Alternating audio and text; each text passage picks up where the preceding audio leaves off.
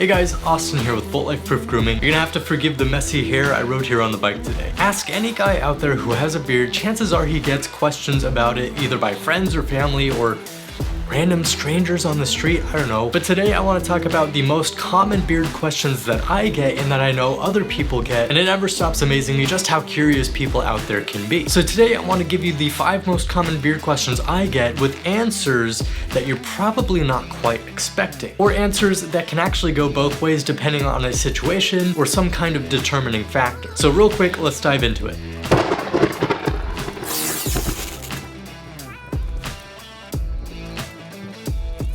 The first one is, how long do beards grow? Now this one has 2 answers, the first of which is how long it takes to grow a beard, like the length of time at which a beard grows, and the second one is how long beards typically grow before they stop. Well, believe it or not, beards never really stop growing. What happens is your beard hair may get long enough and maybe irritated or strained enough to be pulled out of your chin or wherever the hair is. And at that point, the hair follicle is just recycled. Every time you pull hair out, it starts to grow a new hair. But the longest beard actually out there on record, as dubbed by the Guinness Book of World Records, is 17 feet and 6 inches long. Now when it comes to how long you can grow a beard, I mean technically your beard grows throughout your entire life if you let it. But generally most men will see the height of their beard fullness and the beard growth rate that they have at around the age 30 to 35. Now question 2 is one that's super common, especially for us here at Volt because we manufacture beard oil. And so we get tons of these questions, and that is, does beard oil really work?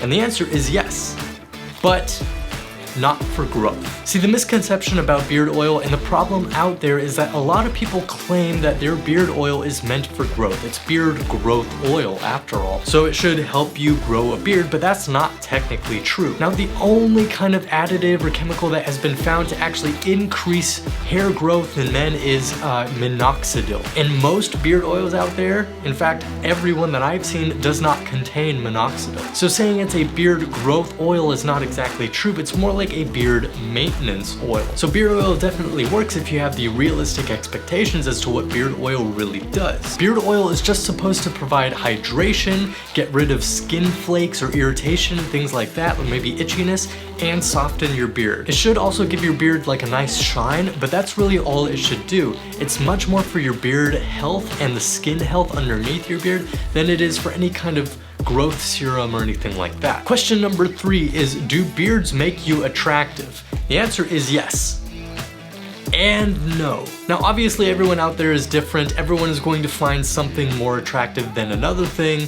It's just the way people are. But generally it's safe to say that a man who sports a well-groomed beard, now that is a big caveat, a well-groomed beard is considered generally more attractive. Beards signify masculinity, they signify dominance, they even signify status as shown in some studies. And the length of your beard can actually make you seem more attractive for different things.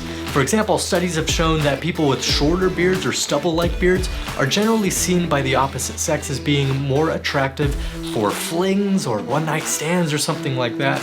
But men with longer beards are generally seen more attractive as father figures or long-term dating and relationships. So just something to keep in mind. Question number 4 is, do beards make you feel warmer or are beards hot? That kind of thing. And the answer is yes and no. You see, beards are temperature regulators, not exactly temperature augmenters or temperature increasers. You may think, oh, having a beard is like putting on a layer of clothing, which kind of makes sense, but think about this. In the cold, putting on a layer of clothing makes you warmer because you trap air closer to your body, which is true. That's why all those puffy kind of wintertime jackets are a thing, because they help you trap air, warm air, closer to your body. But if that was the case, you would think in super hot climates, people wouldn't really wear anything. But that's not true. You see, clothing and layers also does another thing, is it traps moisture.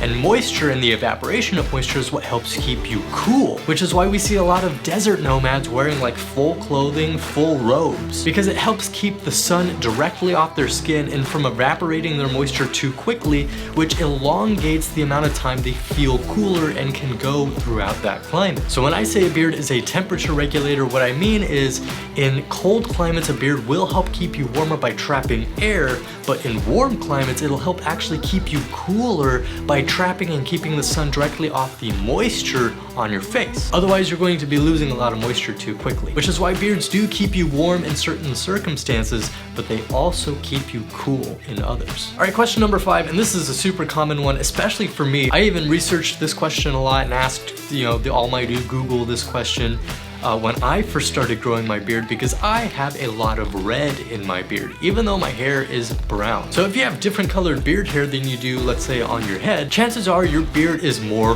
red.